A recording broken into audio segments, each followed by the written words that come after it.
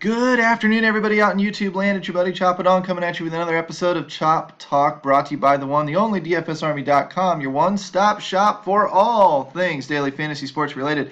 A lot of you have been jumping off the fence, and I really appreciate that. Head down into the comments section, click the link DFSArmy.com, use coupon code CHOP, C-H-O-P, for an extra 10% off. I'm telling you, you're grandfathered in. Your prices don't go up month after month. Once you click that link and become a member, you're only committed to the month that you pay for, so there really is no commitment. But the point is, prices are going up. You've been listening. Hopefully you're not missing the boat. I know some of you still will. That's okay. But what we need to do is we need to dive into baseball today.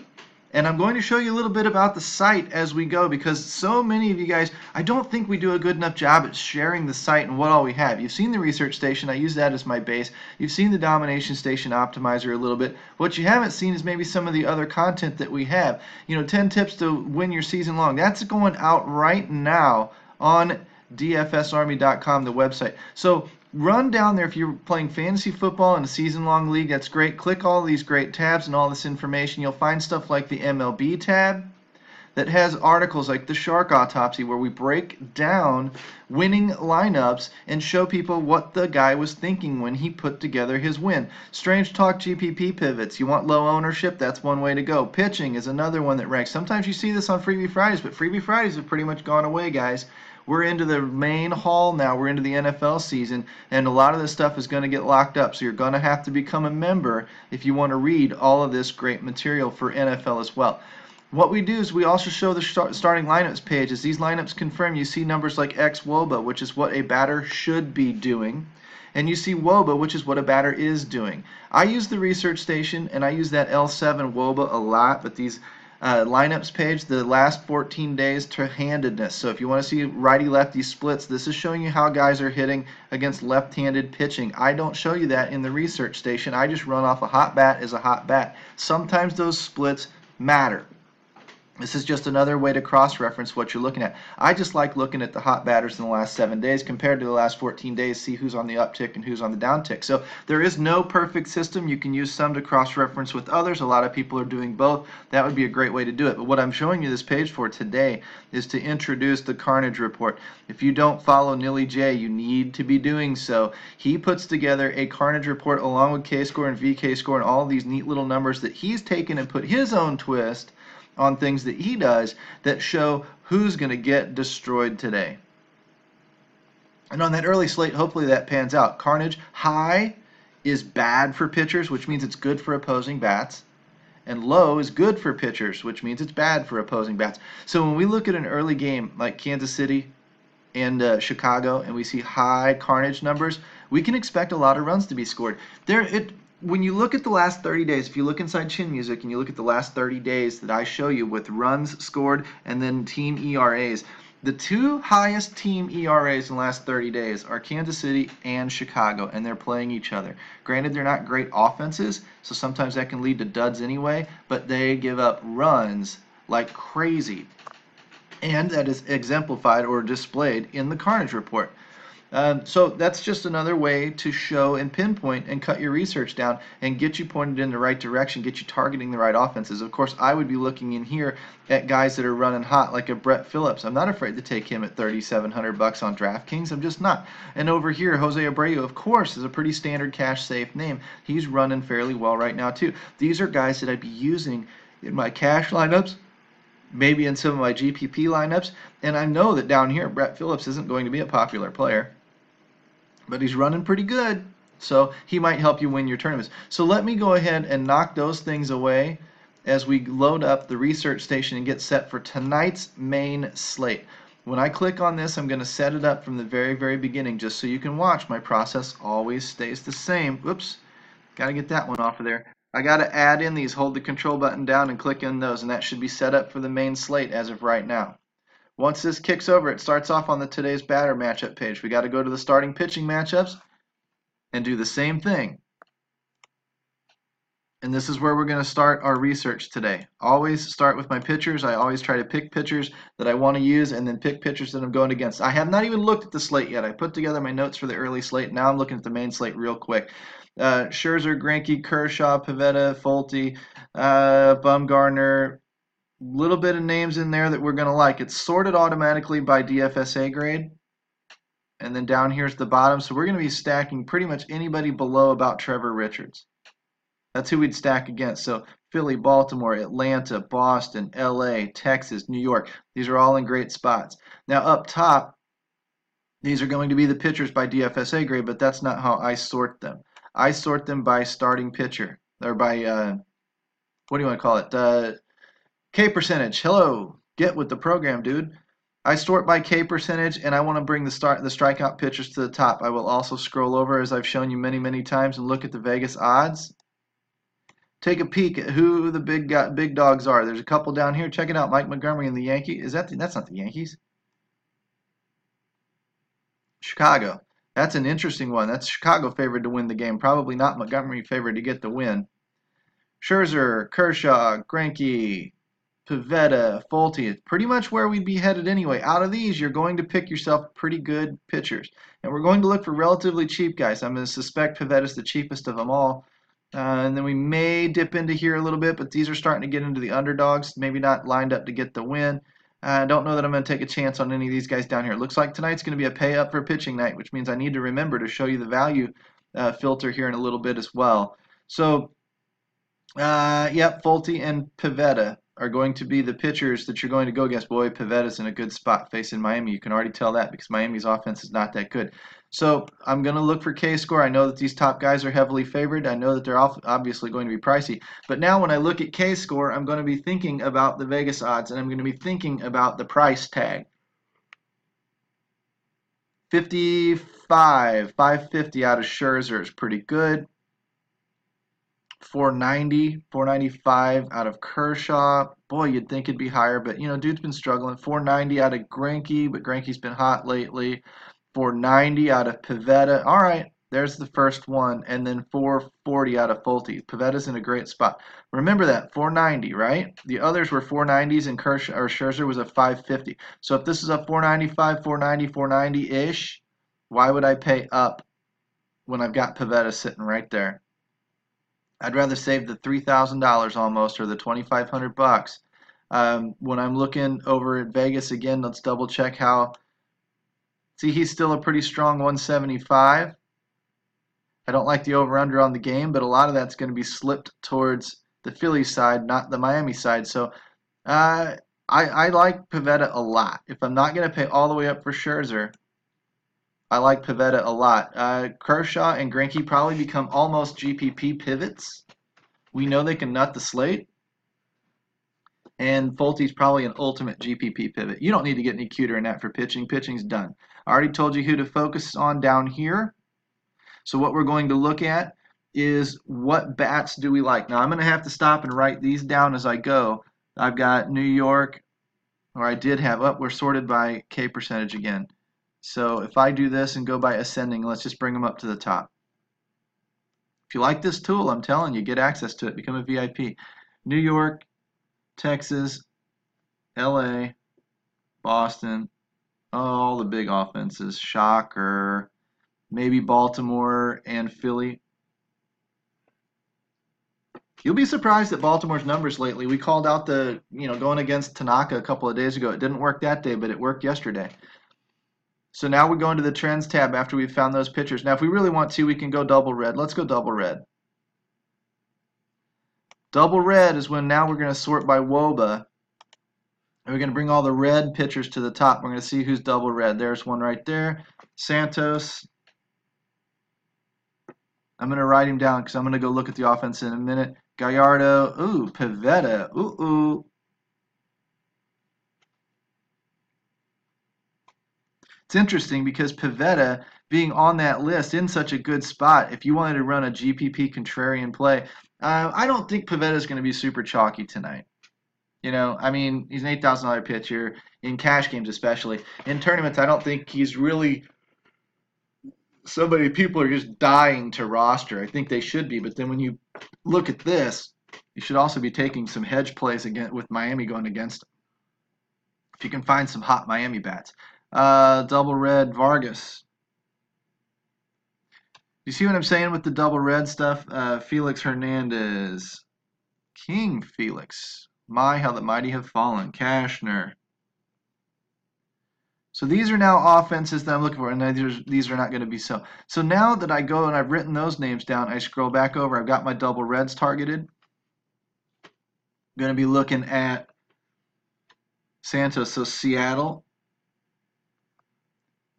Gallardo is Baltimore. We've got him already listed. Pivetta is interesting. That's Miami. Vargas is Atlanta. We've got them listed. Toronto, we don't have listed.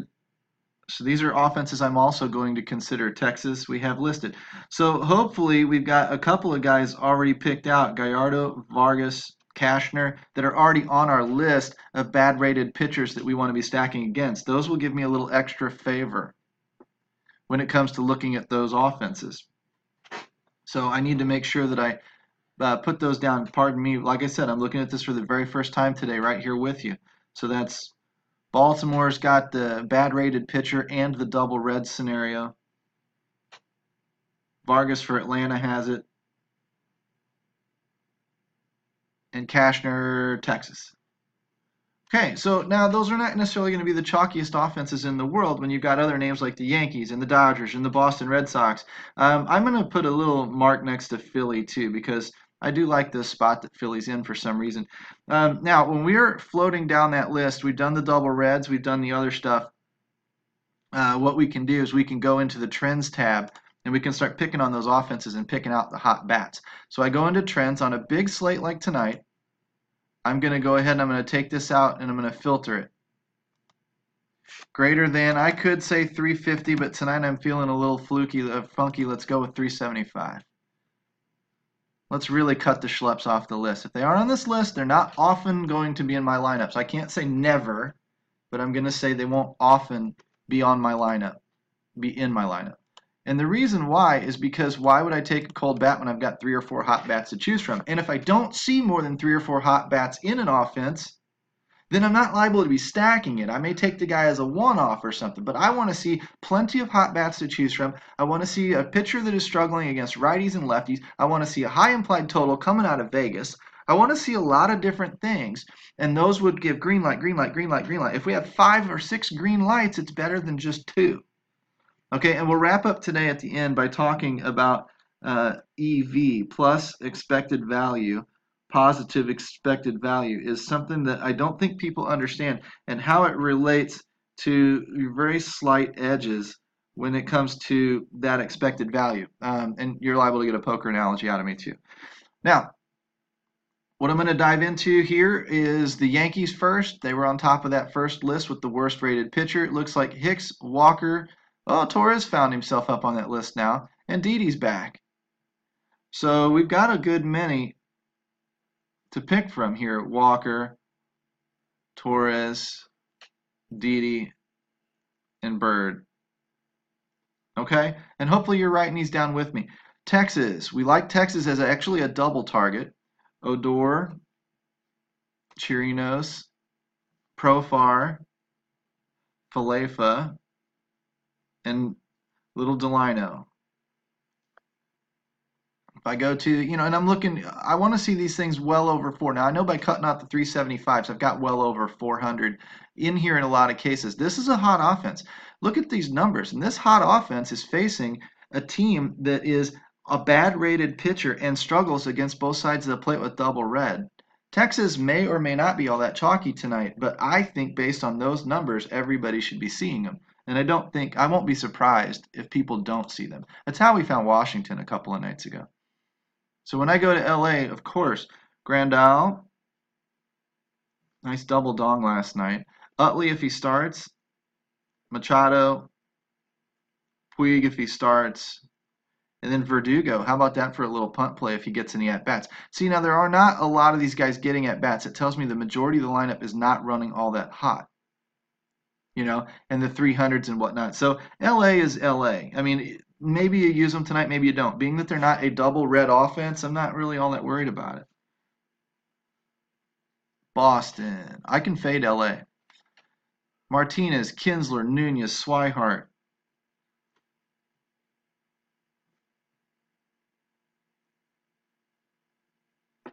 Man, sorry I'm writing this down. But now what you've ended up doing is you've found more hot offenses, okay? More hot offensive bats anyway. Where's Mookie Betts? Where'd he go? Uh-oh. Pretty cold looking Atlanta offense. They're in a double good spot tonight though, so I would save them for more GPP type stuff than cash games. I might run Markakis in cash as a one-off because they're in a great spot, and if the lineup explodes, I at least get some exposure to it with a cash safe bat. But I'm probably not stacking this because the indicators are not all the way there compared to the other teams that I'm looking at. The indicators are not all the way there unless I see, some ex-Wobas out of that starting lineups page or something like that that might get me on them. Watch Baltimore. It's a lot of guys for what's supposed to be such a shitty team. You got Crush, Jones, Mr. I don't want to move, Mancini, Valencia if he starts, Ricard if he starts. Wins and I doubt they're going to pick up many at-bats themselves, but look how hot these guys are as a whole. That's what you're after. And then we'll close out with Philly. I got a couple others to go through again, so anyway. Hoskins, Franco, Williams, Herrera, all getting tons of at-bats. All in a good spot tonight.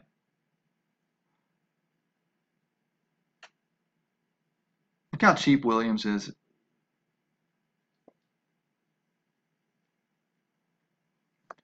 And Herrera's usually a cash safe type of guy too. People hate him because he draws walks and stuff, but that helps your cash team out. Now I go to Seattle to pick on Santos. And they're running pretty good as well. Cruz, Zunino, Span,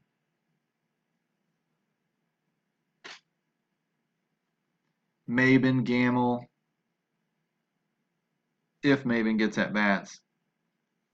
Okay, but mostly you're probably going to be looking at Cruz, Zunino, Span, Gamble, names like that.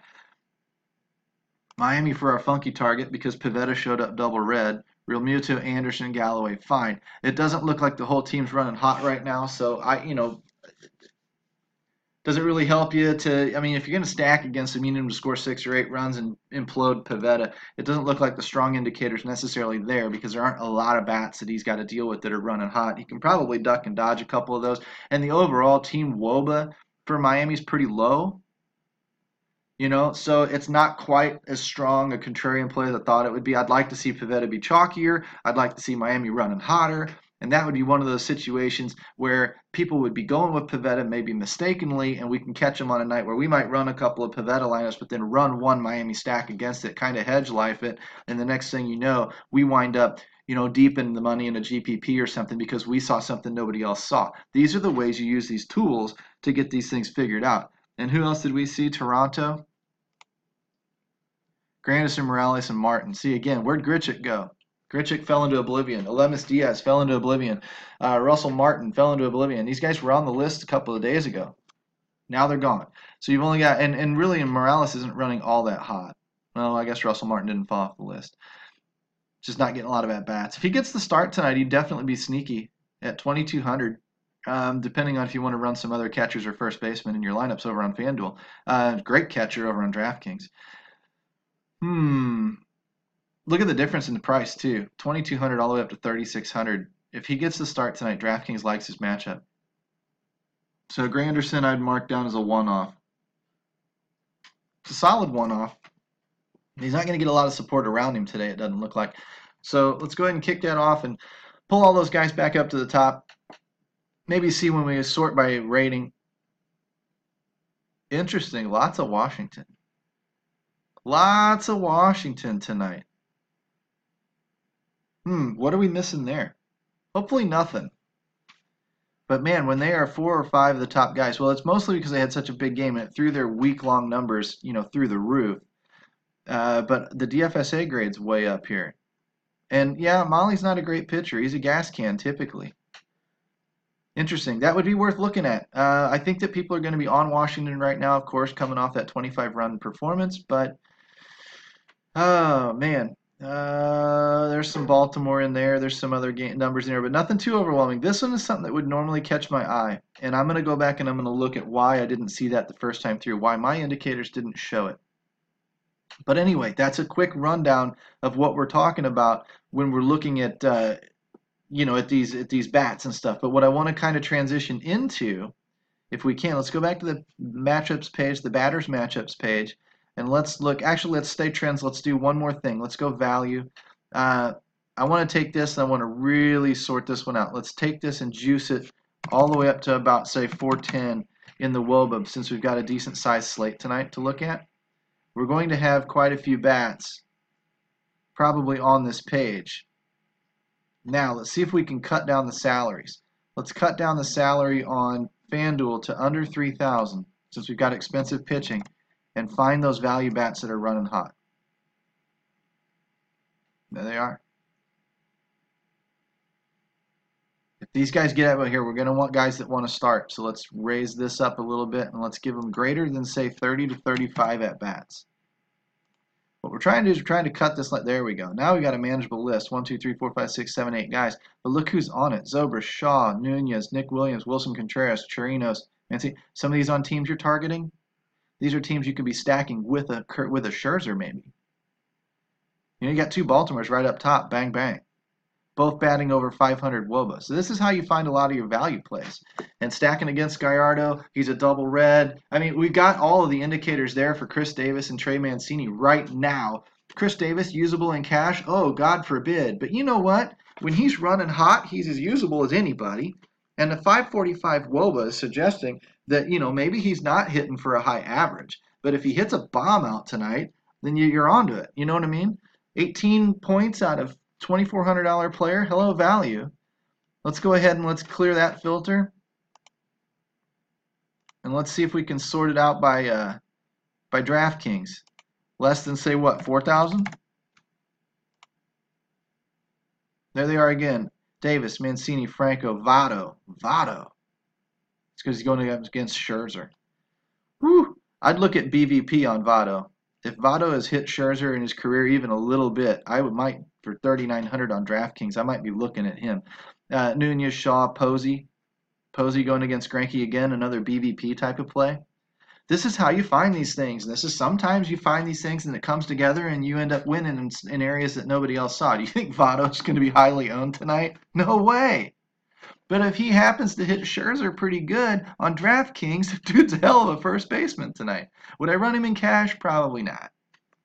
But being that Joey Votto's hitting a 430 WOBA over the last 7 days, I mean, he's tempting. So it's not the dumbest thing ever. And that's really all you're trying to be, is contrarian without being stupid. This isn't stupid contrarian. It's got a train of thought. This thought has legs. You have to do a little bit more research to really kind of verify it out. And if it's something you want to take a gamble on, man, go for it. What I'm going to do now is clear that filter off again. And let's say we're trying to decide between 2 players, 3 players, 4 players, whatever. Let's see if we can find it in the outfield. We can always find stuff in the outfield. These are guys that are hitting hot, all over 400. They're in different matchups, some Cincinnati, some Miami, some facing New York, whatever. And these are all guys at varying price points. And somebody's going to come up to us later and say something like, hey, should I run Adam Jones or Nick Markakis? And I'm going to look at the numbers and say they're both going against potential gas cans. They're both rated about the same. They're both running about the same season WOBA. They're both running hot right now, well over their WOBA, but a 440 and a 450 is really, really close. And this is what I'm getting at. I don't know the answer to that question. I don't know if Markakis or Jones is going to have the bigger night, and nobody does. Nobody knows that answer right now. They're both in a similar matchup. They're both running about as hot. They both cost about the same. Are you stacking Atlanta or are you stacking Baltimore? That would be my tiebreaker. I'm stacking Baltimore, I'd take Jones. But when we're talking about these numbers have an expected value to them. Expected value is, if I put $1 on it, what's it going to return? Is it going to return 40 cents, $1.25, $3? You're looking for good, positive, expected value. Okay? You have 3 options in a poker game. You can call the bet, you can raise the bet, or you can fold your hand. Okay? And when each of those actions has a different expected value, a different result based on math, in poker, based on the number of cards I know exist, based on the number of cards that I think you might have in your hand, or the types of cards you have in your hand, what kind of a move you're trying to play on me, and what the odds are of me either catching the hand that I need, or getting you to fold the hand that you have, or whatever. There, you calculate all of those scenarios. There are probably 30 different variables in that, especially if I've played with you before and I've got, tells you're tapping your foot or, whatever. But the point is, there are variables all over the place, and it's hard to isolate one variable. Baseball and DFS is the same way. What I'm looking for when I'm talking about expected value is who's going to return the most, and I don't know in baseball. There are too many variables, the biggest one being a round bat hitting a round ball. But those variables those scenarios, those matchups and everything will add up to some form of expected value for that player. If it's $1.25 on Adam Jones and it's $1.27 on Nick Markakis, who the hell cares? And they might be that close tonight. Now, if it's $1.15 and on Markakis and $1.50 on Adam Jones, all right, maybe you take one over the other, but you're still talking about 45 cents on the dollar, and your rest of your lineup might not even win. There's a lot of variables in that too. So when people ask the questions over this guy or that guy, I know everybody's just searching for a quick answer, but the answer often is going to lie in correlation. How does it correlate with your lineup? Who are you stacking? Are you in a cash game where you should not be stacking and you need to get off of the guy? In which case, if you're running a couple Baltimore guys, take Markakis. Or are you in a GPP type scenario or a bigger league where you're trying to stack? In which case, take Jones if you're stacking Baltimore. That's how you make those decisions. The decision is not going to be a landslide decision. If it was a landslide decision, guess what? You wouldn't be asking me that question. You'd know. I mean, who's the better play right now? Mike Trout or, I don't know, Travis Shaw? Travis Shaw's a pretty decent name, and the expected value between the two probably isn't huge. But if it was some other guy, Mike Zunino, who's the better play, Mike Trout or Mike Zunino? You don't ask me that question. You know why you don't ask me that question? Because you know the answer. The expected value is greater with Mike Trout by far on almost any given night, on almost every given night. So what we're trying to do is when we get down to where we're splitting those hairs and we're talking about a small advantage for maybe Markakis, 2 pennies on the dollar. What is going to rise when that expectation falls down near the other guys in his category? What's going to rise is the variance, the volatility. It takes a long time for that 2 cents to play out, because you might win 2 cents, 2 cents, 2 cents, 2 cents, 2 cents, 2 cents, 2 cents for 10 or 20 straight times, and then all of a sudden you lose $3 on a lineup because you had Markakis and you had a bad night, and now you just wrecked all of those little 2 cent gains, and now you got to dig right back out of that hole. But if we ran the scenario instead of 50 times, if we ran the scenario 1,000 times, you'd start to see that 2 cents realize itself, and it would start to create an edge, a very, very small one. But the inherent ups and downs of day-to-day DFS life are actually very volatile. And that makes those very, very small edges very, very difficult to gauge and to depend on. You need volume to overcome that. Okay, hopefully that makes a little bit of sense when you're splitting those hairs. I'm trying to articulate the best I can. It's about the first time I've ever really tried to articulate it. I mean, it's up here in my head from poker knowledge, so I got to try and relate it to poker. There's a decision in poker every single time. There's a mathematical decision every single time, and sometimes it comes down to there's a pot of $75, and the expected value between calling the bet and raising is maybe 40 cents. Well, when it's that damn close, just close your eyes and do one. Now if the expected value on a $75 pot was, $25 profit by raising and, basically saving, $40 by folding, Well, then you take the fold. You take the $40 fold and you move on. You take the net gain and you move on. Okay? And those are scenarios hopefully poker players can relate to, and you can start relating it to DFS and understanding that all of these scenarios are, we're trying to find value, we're trying to find expected value, we're trying to put our money in the best scenarios possible to get a good return on our investment. And because the edges, those little variables, are so many variables and all those edges are so small, our edge is typically so small in this game that the volatility and the short-term luck is through the roof. That's what you're fighting. That's what you're fighting in DFS as a whole. If this type of conversation, piques your interest, follow the link in the description, become a VIP. Like I said, prices are going up. Coupon code CHOP delivers to 10% off savings. It's been about a half hour. We can get the heck out of here for today. I just wanted to let you guys know I enjoy doing this stuff. I love it when you like and subscribe to my channel. I love it when you comment out on Twitter and in Slack and all the other places that you find me. Keep doing this for you guys. So thanks again for all the support, and we'll keep rocking, and hopefully we see you again tomorrow or maybe Monday. We'll see what happens.